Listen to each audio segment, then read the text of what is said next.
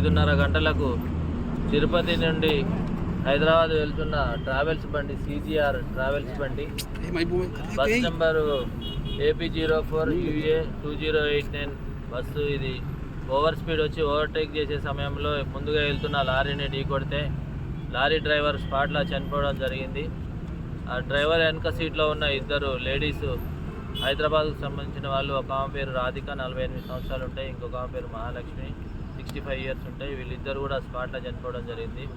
మిగతా ఒక 11 మందికి ఇంజరీస్ అయినాయి. అందులో ఒక ఇద్దరు సీరియస్ ఉన్నారు. ఈ బాడీలు తీయరాకుండా అందులో ఇరుక్కపోతే మా ఫైర్ సిబ్బంది, మా పోలీస్ సిబ్బంది, ఫైర్ సిబ్బంది అందరూ లోకల్ NHA వాళ్ళందరూ వచ్చి క్రేన్ల సహాయంతో ఆ డెడ్ బాడీలని, లోకల్ పబ్లిక్ సహాయంతో ఆ డెడ్ బాడీలను బయటికి తీయడం జరిగింది. ఈ రోడ్డు కూడా కొద్దిసేపట్లో క్లియర్ చేస్తాము. ఈ ఇన్సిడెంట్కు కారణము ఈ డ్రైవర్ ఓవర్ స్పీడ్గా నడిపినందుకే యాక్సిడెంట్ అయిందని మేము ప్రాథమికంగా అనుకుంటున్నాము. తర్వాత ఇన్వెస్టిగేషన్లో మిగతా వాళ్ళని ఎంక్వైరీ చేసిన తర్వాత చెప్తాం. సరే.